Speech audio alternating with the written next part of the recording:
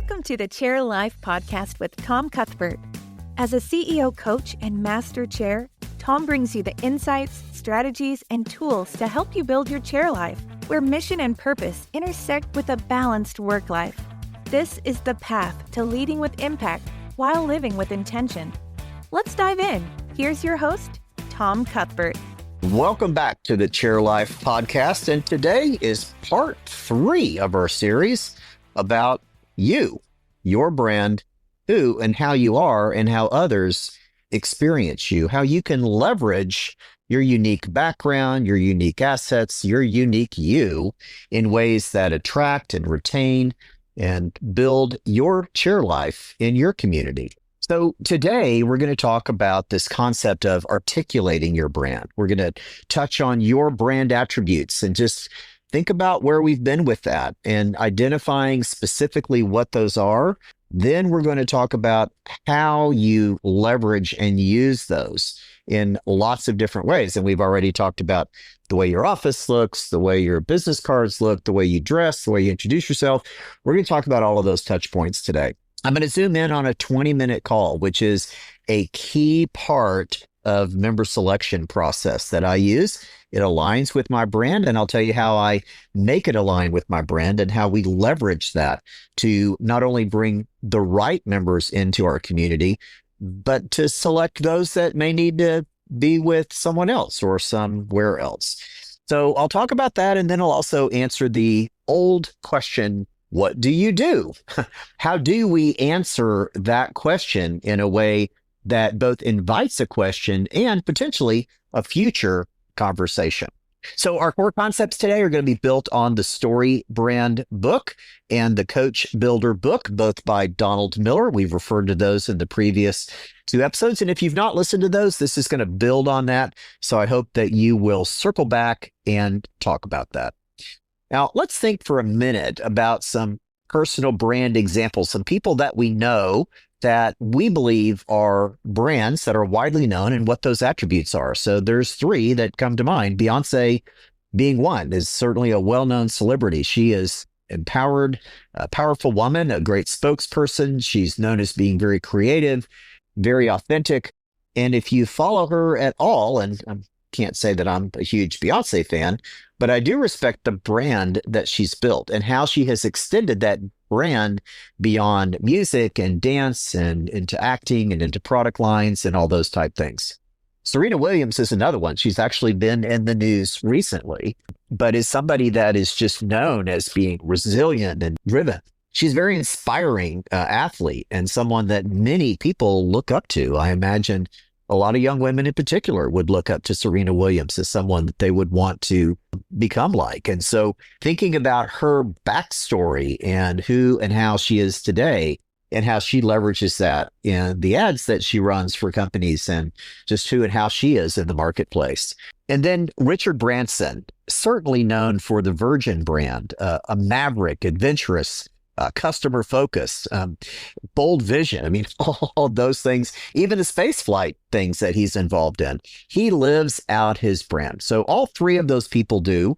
They do it very intentionally in the public light. Now, none of us, probably, at least certainly me, are not Beyonce, Serena, or Richard Branson, but we are someone who wants to be known in our community and want to have brand attributes associated with us. There's a really important quote that I hope you will listen to and maybe even jot down from David Breyer that simply says, if you don't give the market the story to talk about, they will define your brand's story for you. Don't let them do that. Your brand story, who and how you are and how people experience you, needs to be intentional. So I wanted to touch on some of my brand attributes just as a reminder. These will be part of our show notes. And there's, of course, a link on my website, tomcuthbert.com/branding, that has a good deal of this information on there. But I want to be seen in several different ways. I want to be seen as experienced. I tell people, and it's true, I had 35 years in business. That was many years ago. I've built, bought, sold a number of companies over the years and have some gray hair. And there's actually a lot of gray hair. And there's nothing wrong with that. That actually aligns well with my brand. So experienced is the first attribute that I want people to think about for me. Effective is the second. I want them to know I'm running high-performing groups with experienced members that are growing themselves and their companies. They're leaning into that process. There have been awards and recognitions and things like that on a personal note, I really don't care about. I appreciate the recognition. However, the people in our community that are looking at becoming part of that community do care about that. And so I think it's important that we keep those front and center, not in a way of being braggadocious about it, but in a way that people recognize that effective is one of the brand attributes that we have, if that's one that you think you need for yourself. I want to be viewed as a resource, always offering to help people.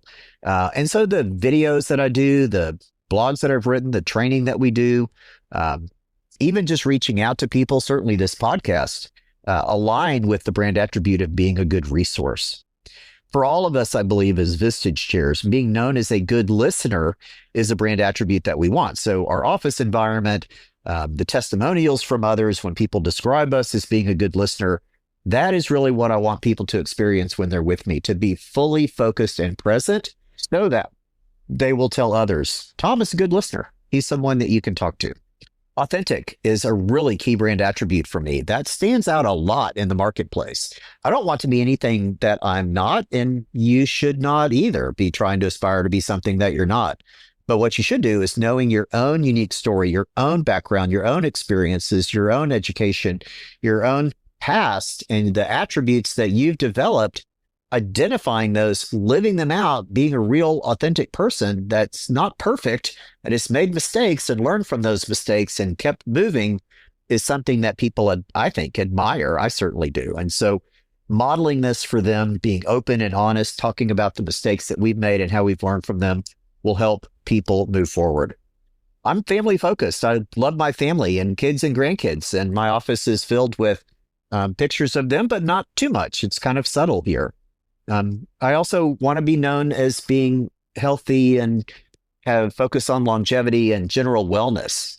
I'll talk in the second half of this podcast today about longevity, and we did a scale-up session today that I'll give you information on in part 2 of this podcast. But I want that to be part of my brand for 2 reasons. One, I want to keep doing what I'm doing for a long time. And to do that, I need to have good cognitive skills. I need to be alert. I need to be physically in shape enough to do the work that we do, and leaning into that, mobile enough. All of those things are important to me.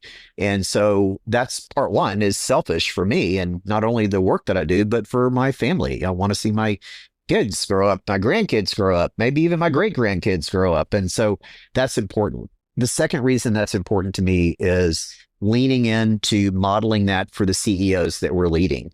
They need to do the same thing. So those are some of the brand attributes that I exhibit. And I wanted to lean in and talk about the 20-minute call as one of the 2 tools that I want to focus on today. A 20-minute call is how I start every relationship. Now, some of you may have heard me speak about this at Chair World or in other scale-up sessions, but I'd like to do it in a way today that helps you understand how someone who might be interested in our community would see and experience my brand attributes by having a 20-minute call with me. So 20-minute calls are something that I start literally every relationship with.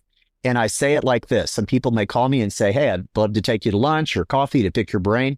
And I simply say to them, I start every relationship with a 20-minute call.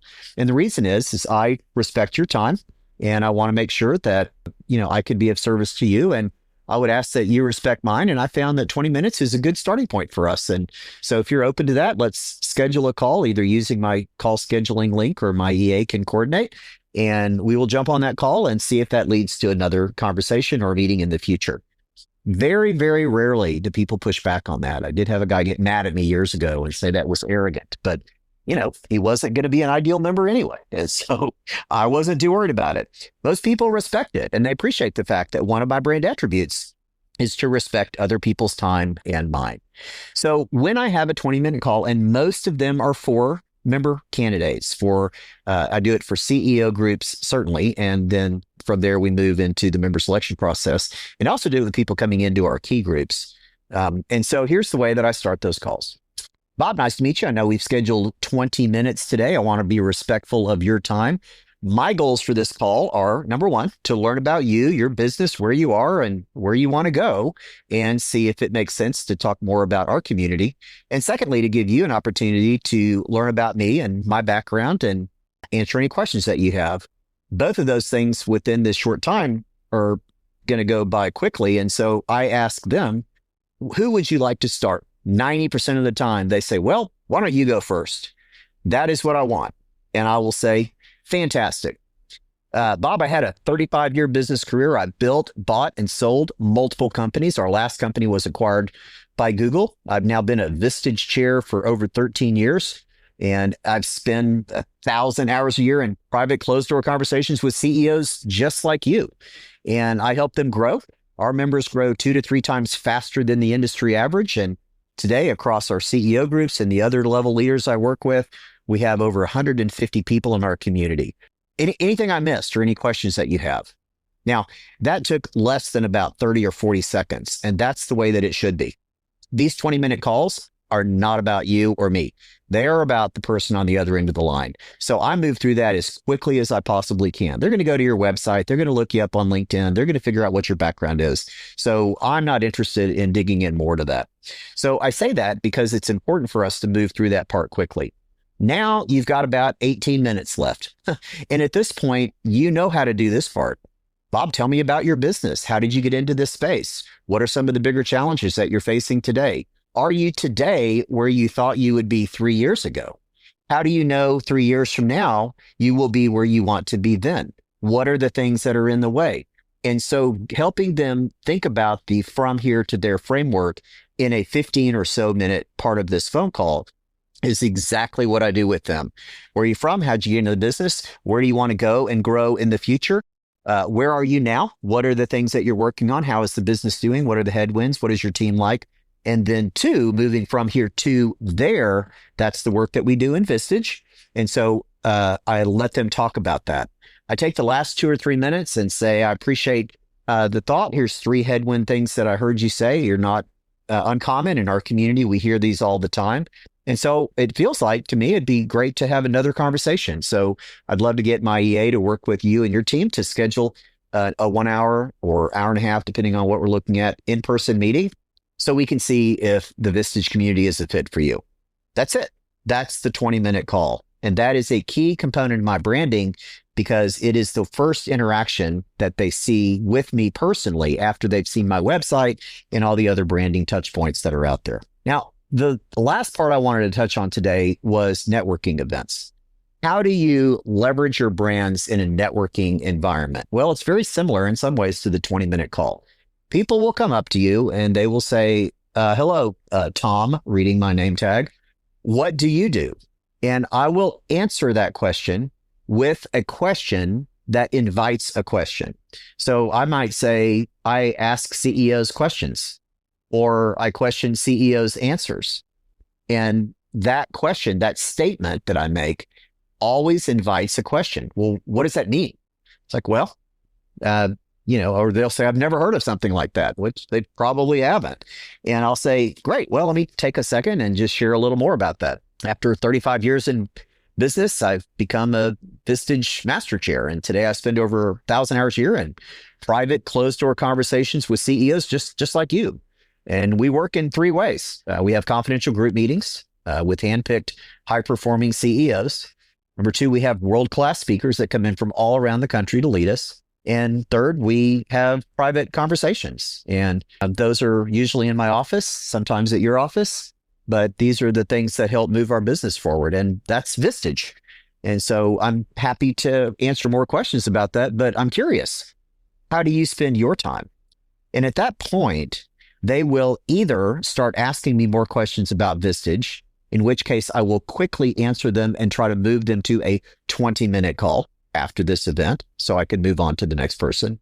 Or they won't ask me questions and I will ask them a few questions and then offer a 20-minute call if I think they're a fit at that point. So all that to say, those are 2 big ways that I leverage these brand attributes. And I do it consistently and all the time. You've heard me talk about our referral community, teaching the people in my network to say these same things about me. You should talk to Tom. He spends 1,000 hours a year in private conversations with CEOs. You should meet Tom. He's a great listener. You should meet Tom.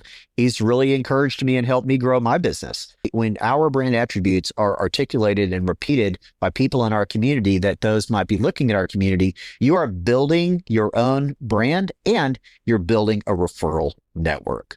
So I hope that this little series has been helpful for you. A couple of key points and reminders.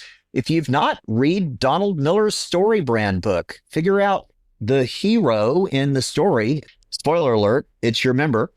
How to make them feel like the hero, how to tell stories about the hero with you as the guide.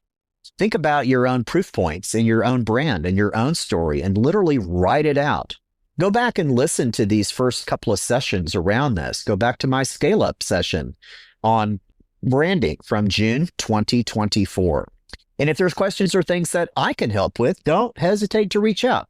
I'm more than happy to set a 20-minute call and see what we can talk about. Thanks for listening. Now, go do some branding. Now it's time for Tom's tips and tricks to optimize your productivity and your chair life. Earlier today, August 27th, 2025, I did a scale-up session. And for those of you that are part of our Vistage community, you will be able to find it on my Vistage under the scale-up sessions. It'll be archived there. I'm also going to be adding some links at the end that give you access to it directly as well. And also for those that may not be part of our Vistage community, I think it's important to share. Jessica Pierce has been a member in our community for over a year. She's a longevity coach and has a fascinating background. 20 years with the Department of Defense, tracking terrorists as a DoD analyst. She has an amazing background and mind that's very analytical. She pivoted with a really incredible life story that you can hear from her, and she talks about it a little bit in our session today, that really wanted her, got her to focus on longevity and cognitive decline and Alzheimer's and dementia and things that we all face as a risk in life. And so for me, and as I mentioned in the last section, longevity and health and wellness is a critical part of my brand attributes because I want to continue to do this. So I wanted to give you just a few personal notes that you can have in the back pocket as you maybe go back at some point and watch the session that Jessica and I did today.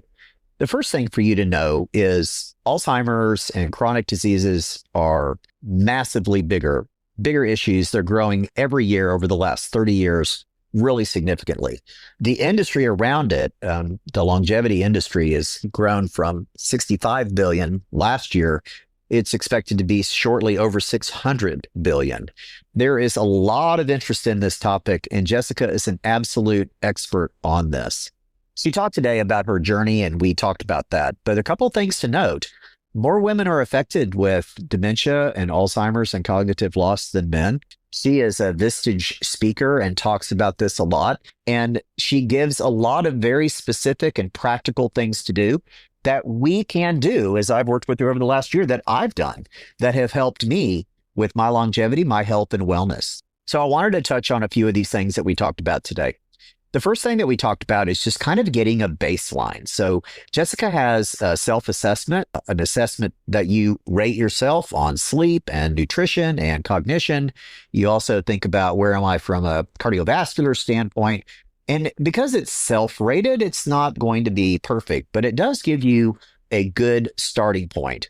I did this when I met her over a year ago, and I've been doing it for the last few years working with my functional health clinic that I'll give you their information at the end as well. But it's great to start with a baseline, but that's only the beginning and we're assessing ourselves. Then we need to move to labs and get some data. We're constantly telling our CEO members, show me your P&Ls, your balance sheet, your budget, and we need to do the same thing with our body. getting data from a deeper set of labs than we traditionally have done is a critical step to the longevity and the health and wellness process. Getting data on our sleep is important, on our nutrition is important, on our cognitive skills, even things like our physical health, using assessments like a VO2 max that we spoke about in the session today are absolutely critical for us. So I spend a lot of time getting data, tracking data for me, and it's made a big difference in me knowing what I need to do to tune up my body at age 66 now to make sure that I'm able to do this well and have a great health span for the balance of my life to have a good quality of life. The big four fundamentals, of course, are diet, exercise, sleep, and stress. Now, let me start with stress, because as we model this out for the CEOs that we coach and mentor, they are constantly telling me, I'm not stressed. I handle stress really well. Well, the reality is none of us do. Stress is a big obstacle for us to overcome here. We don't handle stress well. It has internal effects on our body, our productivity, and our mind, and our overall health and wellness by not knowing how to handle that. And so for us as CEO coaches to be able to help members identify that and then take action on that is really, really critical. The second one that we talk about is sleep. And I have members tell me, I'm good with, 3 hours of sleep. I'm at my best when I don't get sleep. Well, the reality is 7 to 9 hours is what we need. And I track my sleep every night. I track my deep sleep every night using multiple tools. You can look back a few episodes. I had a specific episode around sleep. And on my website, tomcuthbert.com/sleep, there is more information around it. Jessica has a ton of information on it. But sleep is absolutely critical for us. And so pay attention to that. She talks today about using True Dark glasses and some things that I'm not using yet, but I think those are things that I will be considering as well. Exercise is, of course, the next one, building muscle mass. She described muscle mass today as the currency of aging. And I have really leaned in on this the last few years. I do my 20 minutes of cardio in zone 2 at basically 80% of my maximum heart rate. I do that 5 days a week. And then I'm at the gym 5 or 6 days a week. And the balance of my time is building muscle mass. It's weightlifting, it's pull-ups, it's push-ups. It's a lot of body weight exercise and a lot of core exercise to build muscle mass. That is a critical thing for us to really build, particularly at the age that I'm at. And I don't know where you are, but for many of us are getting into our 50s and 60s or 70s, it's critical that we do that. The next area, of course, is diet. And that's what we eat. And that's the one thing that we can control that probably has the most immediate impact. When we look at and learn from people like Jessica what we should be eating and how we should be eating and when we should be eating, we're able to make immediate changes that can really make a material difference. My functional medicine doctor started us, and I do it now periodically, a full 5-day fast and cleanse. And yeah, it's hard to do. And yeah, it's very difficult, but it has great results. And it really helps reset things as I do that a couple times a year. And it's a big change for me. It really helps things get back on track. So knowing that is really critical. So all of this to say a very high level kind of cursory flyover of longevity. I just wanted you to know that it's something important to me, something I encourage you to lean in on.